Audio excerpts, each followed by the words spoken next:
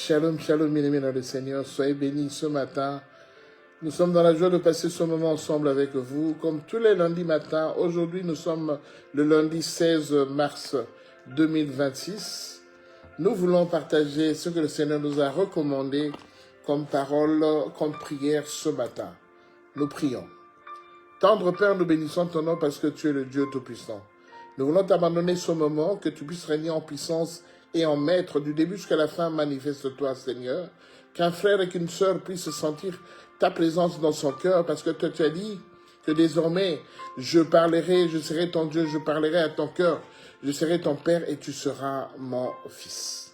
Nous voulons encore, Père, gloire Jésus, te rendre gloire et te donner toute l'honneur pour que tu puisses régner en puissance et en majesté ce matin.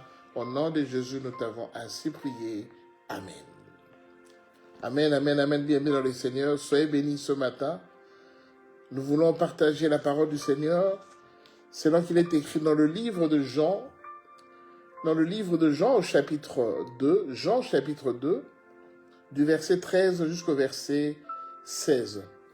Jean chapitre 2, du verset 13 jusqu'au verset 16. Nous lisons au nom de Yeshua.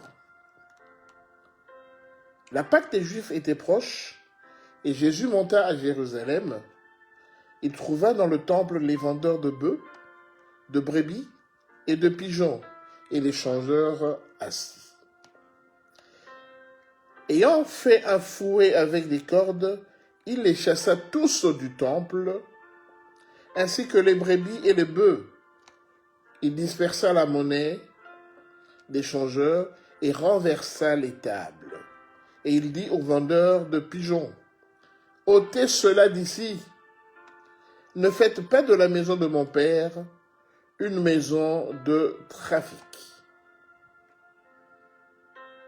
Nous bénissons le Seigneur pour sa parole qu'il nous donne ce matin. Bien-aimés, nous sommes à l'approche de la fête de Pâques. Au mois d'avril, ce sera la fête de Pâques. Certains vont le célébrer comme il se doit. Certains vont le célébrer comme ça. Dans les églises, dans les assemblées, on aura du temps, on aura franchement des périodes de moments à consacrer à la grande fête, la fête de Pâques. La différence entre la Pâque des Juifs et la Pâque des chrétiens, c'est que la Pâque des Juifs, c'est quand ils ont quitté l'Égypte, quand Moïse, par la grâce de Dieu, a fait traverser le peuple d'Israël de l'Égypte vers le désert pour venir à la terre promise. C'est à ce moment-là, quand ils ont traversé, c'est après la traversée qu'ils ont fêté la Pâque des Juifs. Mais nous les chrétiens, quand nous fêtons la Pâque, nous fêtons la mort et la résurrection du Seigneur Jésus-Christ de Nazareth. Quand il était ressuscité sur la croix, c'est ça notre fête de Pâques. Mais ce qui nous intéresse ce matin, ce n'est pas tellement ça. La Bible dit que comme la fête de Pâques avançait, approchait, Jésus partit à Jérusalem. Vous savez bien qu'il aimait beaucoup Jérusalem. Il partit à Jérusalem et il rentra dans le temple. C'est tout à fait normal, bien aimé, l'endroit où Jésus allait souvent. C'était dans le temple parce que dans le temple, les gens se réunissaient pour prier Dieu et Jésus aimait bien aller dans le temple. Même ses disciples, quand il les a formés, ils allaient souvent dans le temple pour pour exécuter la mission qu'on leur avait assignée. Et la Bible nous dit que quand il est arrivé dans le temple, qu'est-ce qu'il va trouver? Il va trouver des gens qui étaient en train de vendre des bœufs, des brebis, des pigeons. Alors Jésus était étonné, il dit, mais c'est pas possible. Comment on peut faire ça dans la maison de Dieu? Comment on peut faire une telle activité commerciale dans la maison de Dieu? Alors il piqua une colère sainte et il s'en allait préparer un fouet. On dit qu'il préparait un fouet et il est revenu Il a commencé à fouetter tout ce qui vendait et tout ce qui achetait, tout ce qui avait fait de la maison de Dieu, franchement, un endroit où on pouvait faire du commerce, on pouvait s'amuser et tout ça. Il les a fouettés, il les a chassés du temple et il est allé ensuite fouetter et chasser les vendeurs de pigeons. Et après, qu'est-ce qu'il a fait? Parce qu'à part le fait qu'ils étaient en train de vendre des animaux qu'on pouvait les animaux qu'on achetait pour les manger, et ben il a chassé les vendeurs de bœufs, les vendeurs de brebis et les vendeurs de pigeons. Il est allé renverser les tables et il a commencé à renverser les tables des échangeurs. Parce qu'en fait, il y a même des gens qui étaient là, qui avaient des tables qui servaient à échanger la monnaie. À échanger la monnaie parce que la plupart de ce qu'ils vendaient là-bas, c'était des colons. Les colons, ils étaient des Italiens. Et sûrement, ils changeaient la monnaie italienne par rapport à la monnaie israélienne à l'époque. Et il a renversé même les tables de gens qui échangeaient la monnaie. Il les a tous chassés du temple. Et c'est ainsi qu'il a déclaré que ça, c'est la maison de mon père. Mais comment vous pouvez faire de la maison de mon père une maison de trafic? Vous pouvez faire de la maison de mon père une maison de trafic. Dans d'autres versions, on dit comment faites-vous de la maison de mon père une caverne de voleurs? Il les a tous chassés du temple.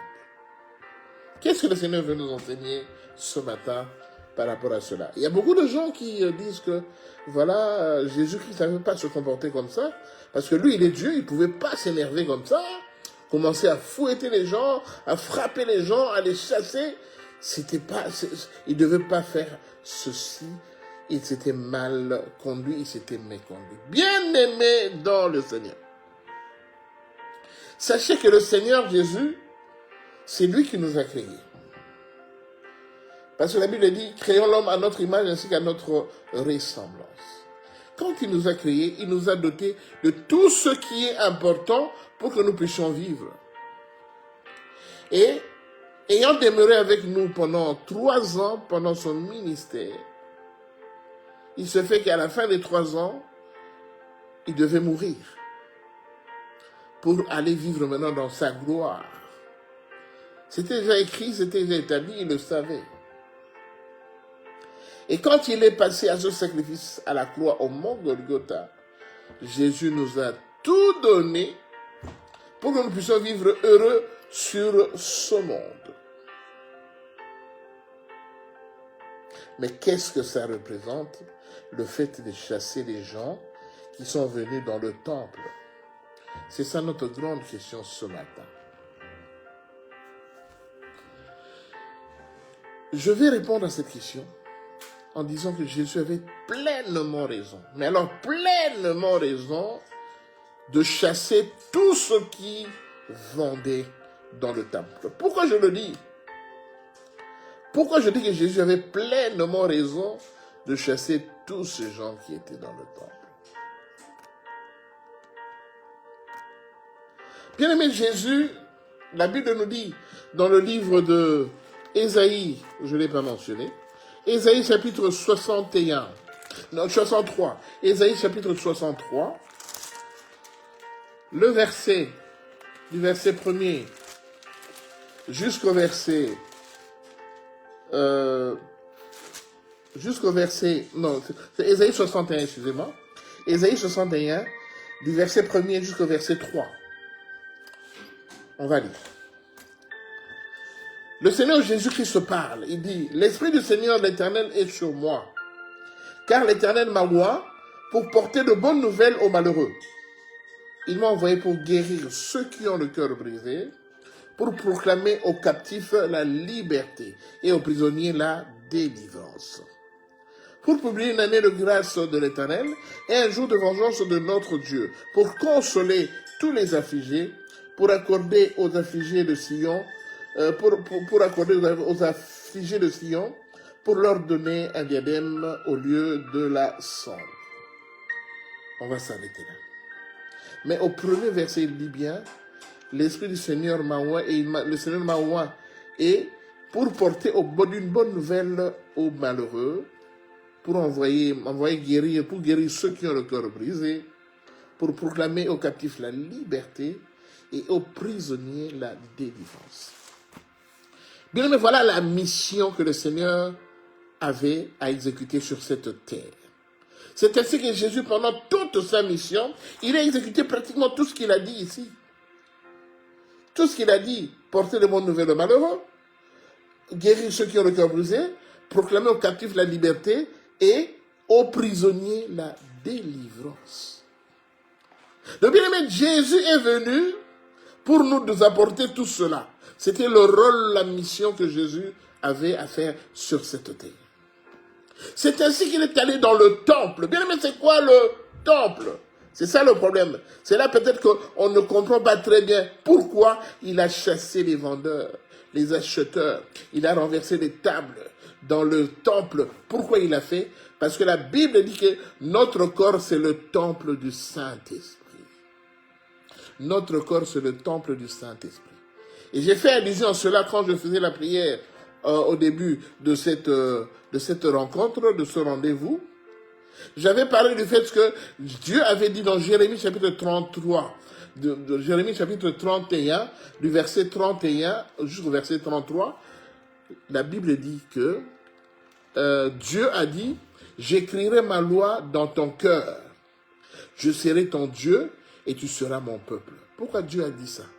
Parce qu'il s'est rendu compte en fait à ce moment-là que au lieu d'être à l'extérieur de l'homme, c'est mieux qu'il soit à l'intérieur de l'homme. C'est pourquoi on dit que Jésus-Christ, il a en moi l'expérience de la gloire. La Bible dit, ce n'est plus moi qui vis, mais c'est Christ qui vit en moi. Christ vit en moi, pourquoi? Parce que mon corps, mon cœur, tout ce qui contient mon corps, c'est le temple du Seigneur.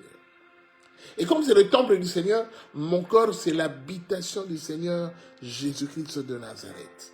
Comme Jésus-Christ doit habiter dans ce corps, il doit habiter dans un corps, dans un temple qui est propre. Alors qu'est-ce qu'il a fait?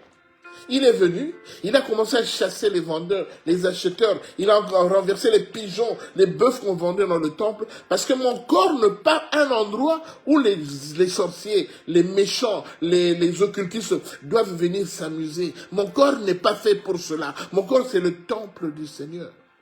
Et comme le Seigneur va beaucoup dans son temple, il vient beaucoup dans mon corps, il vient beaucoup dans ton corps doit être propre. Éloigné, exempté de toute rure, de toute souillure. Voilà pourquoi il est venu tout chasser. Vous savez, quand on dit la délivrance, je suis passé à la délivrance, à la prière de délivrance, c'est quoi? On chasse tout ce qui n'est pas sain dans ton corps. Voilà pourquoi, bien aimé, tu es souvent malade. Tu as souvent des attaques de femmes de nuit, de mari de nuit. Quand tu as des rendez-vous, tu pries, mais quand tu vas assister à ce rendez-vous, le rendez-vous ne porte pas de fruits comme il se doit, parce que ton corps est déjà infesté. Et quand le corps est infesté, le Christ ne pourra pas vivre là parce que le corps ne sera pas sain. C'est ainsi qu'il a dit dans Apocalypse chapitre 3, verset 20, il a dit, voici je me tiens à la porte, je frappe. Quand quelqu'un entend ma voix, il ouvrira sa porte, je rentrerai chez lui, je souperai avec lui et lui avec moi. Mais quand Jésus il est venu, il vient frapper à la porte de ton cœur, il trouve que quand tu l'ouvres la porte, il se rend compte que dans ton cœur, il y a encore des mauvaises choses, de la méchanceté, de l'orgueil, de l'impudicité, tout un tas de péchés. Et il trouve que ton corps est habité par des gens, par des esprits qui ne pouvaient pas y habiter. C'est ainsi que le Christ doit, comme travail, il doit exécuter, il doit chasser toutes ces personnes-là. Tous ces intrus qui sont dans ton corps, il doit les chasser. Parce que tu dois être saint, irrépréhensible et irréprochable lors de l'avènement du Seigneur. Quand vous lisez ce verset un peu plus bas, il a dit que donnez-moi 3 jours. Donnez-moi 3 jours pour que je relève ce corps. Les disciples même ont dit, oh, la personne ici, le temple, on a fait 46 ans pour la construire. Pour le construire. Et toi tu dis qu'en 3 jours, tu vas relever ce corps.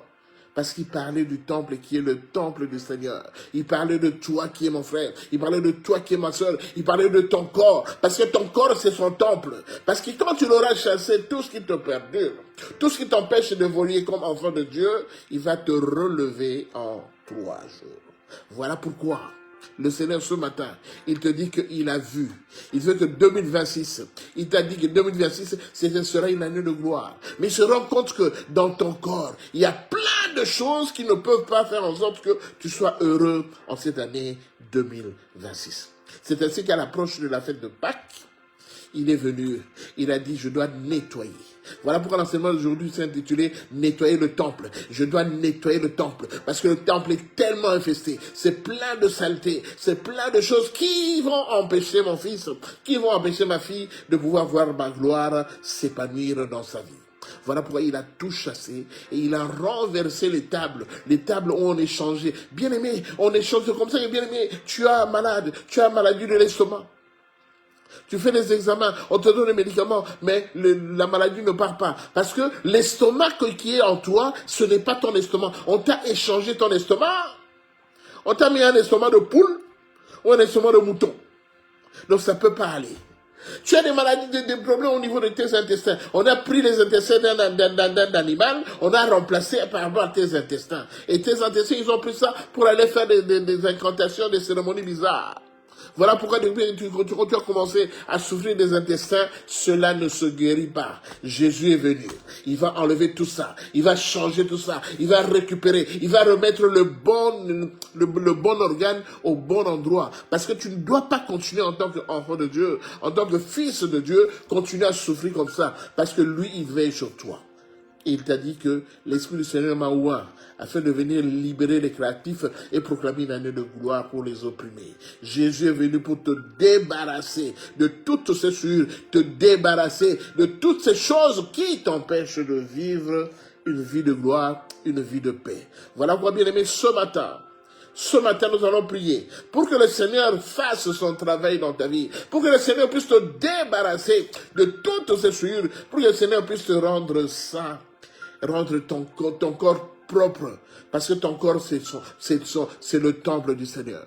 Ton corps, c'est le temple du Saint-Esprit. Ton corps, c'est l'habitation du Seigneur. Le Seigneur habite en toi. Et quand il doit habiter en toi, tu dois être propre. Tu dois être exempté de toute infestation qui vont t'empêcher de vivre la gloire du Seigneur. Alléluia. C'est ainsi que bien aimé là où tu es. Aujourd'hui, c'est une semaine bénie. Le Seigneur va faire tellement de merveilles dans ta vie que tu vas te rendre compte que ce Dieu-là, il ne parle pas en vain. Car la Bible dit qu'il n'est pas un fils de l'homme pour mentir, ni un fils de l'homme pour se repentir.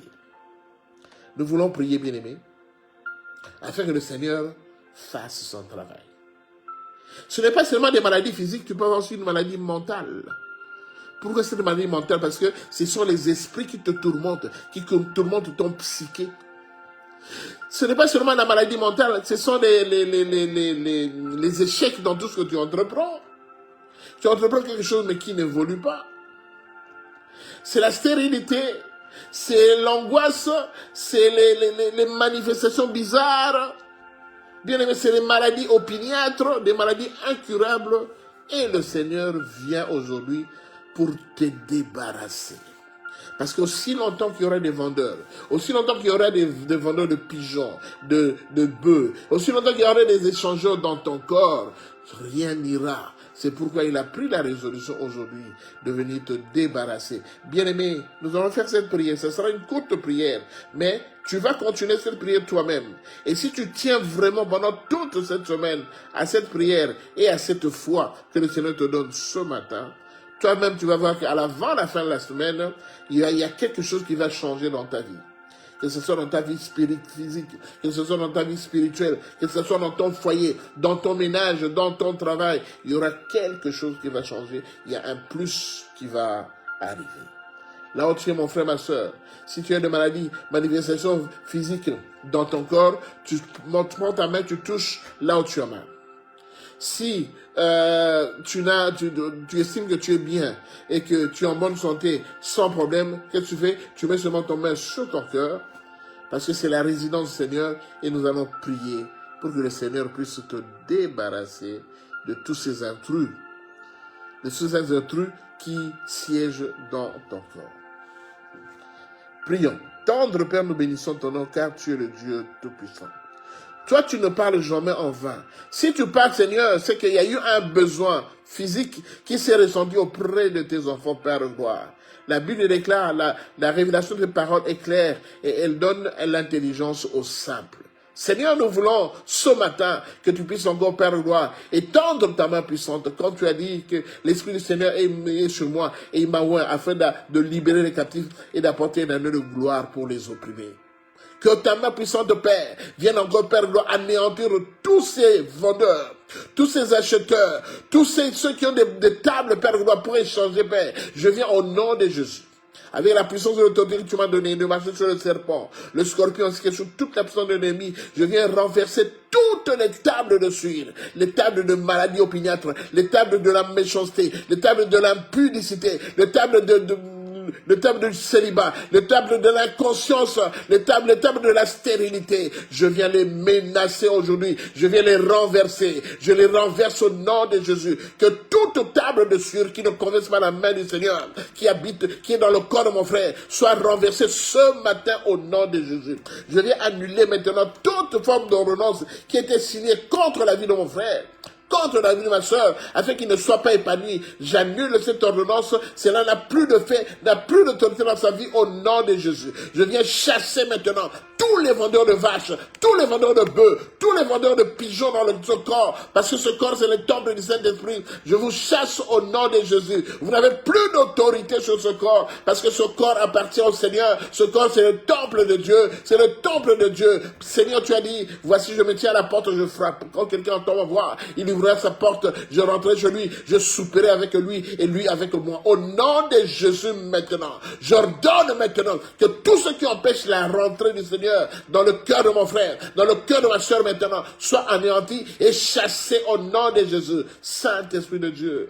Saint-Esprit de Dieu, nous t'invitons maintenant. Viens prendre place. Saint-Esprit de Dieu, nous t'invitons maintenant. Viens encore sceller ce corps qui est le temple du Seigneur, qui est ton temple. Viens sceller ce corps par la puissance de ton sang qui a coulé au mont Golgotha, Seigneur. Parce qu'au mont Golgotha, Seigneur, Jésus, Père de gloire, il se fait que, Père, tu nous as libérés, Père, parce que tu as permis, Père de gloire, Seigneur, que le sang coulasse, afin que nous puissions avoir la paix, que nous puissions avoir la vie, Seigneur. Comme à l'éternel Jourdain de Père de gloire, comme à la croix de Golgotha, Seigneur, que ce matin, que mon frère et ma soeur puissent bénéficier de la puissance de ton sang qui a coulé, Père de gloire, parce que tu as dit, c'est par tes meurtrissures que nous sommes guéris. Seigneur, apporte la guérison dans le corps de mon frère, apporte la guérison dans le corps de ma soeur, afin que toi, quand tu viendras, l'homme de Galilée, Père, quand tu ouvriras la porte de notre cœur, Seigneur, que tu rentres, Père de gloire, avec assurance, afin de nous apporter la paix, afin de nous apporter la joie, Seigneur. Je te bénis parce que tu es le Dieu Tout-Puissant. Je te bénis parce que tu ne parles pas en vain, parce que tu n'es point un fils de l'homme pour mentir, ni un fils de l'homme pour te repentir. Seigneur, que ce matin, que mon frère puisse bénéficier de ta grâce, Père. Parce que l'Ancien Testament était basé sur la loi. L'Ancien Testament était basé sur la loi. Et Dieu n'était pas tout le temps à côté de la loi. Mais le Nouveau Testament, Père de gloire, est basé avec la grâce. Par cette grâce que tu nous as apportée, comme tu habites dans nos cœurs. Tu habites avec nous, Père de gloire. Nous allons voir la manifestation de ta grâce dans notre vie. Je bénis cette semaine pour mon frère. Je bénis cette semaine pour ma soeur, afin qu'il puisse voir ce qu'il n'a jamais vu. Parce que toi, tu vas encore te manifester puissamment. Tu ne mens pas, Seigneur. Tu dis une chose et la chose s'accomplit. Nous te bénissons, Père. Nous te rendons gloire et grâce pour tous les bienfaits que tu vas nous apporter cette semaine. C'est dans le nom de Jésus-Christ de Nazareth que nous t'avons ainsi prié. Et nous disons Amen, Amen, Amen. Soyez bénis, bien-aimés dans le Seigneur. Soyez bénis. Crois seulement et tu verras la gloire de Dieu. Crois seulement que Jésus est venu faire un grand travail cette semaine dans ton corps. Crois seulement que Jésus est venu nettoyer complètement ton corps qui est son temple et tu verras la gloire de Dieu. Bien-aimé, la Bible dit, vous me prierez, vous partirez, vous m'invoquerez et je vous exaucerai. Bien-aimé, on a fait notre travail. On a fait notre travail. Ce qui reste, c'est la part du Seigneur. Tout ce que je te demande, c'est seulement de croire. Crois seulement et tu verras comment le Seigneur va se manifester dans ta vie. Soyez bénis vous tous qui étaient connectés ce matin sur Facebook. Maman Lily, Maman Victoire, soyez bénis. Que le Seigneur vous bénisse, bien-aimés. Tous ceux qui vont voir ceci en différé, écoutez la parole, écoutez l'enseignement, mettez en pratique, priez comme nous, priez avec nous et le Seigneur va se glorifier. Soyez bénis, bien-aimés. Si le Seigneur le veut bien, on se revoit le vendredi prochain pour une autre histoire, car le Seigneur est tellement bon, il a beaucoup d'histoires pour nos vies. Soyez bénis. Shalom. Shalom.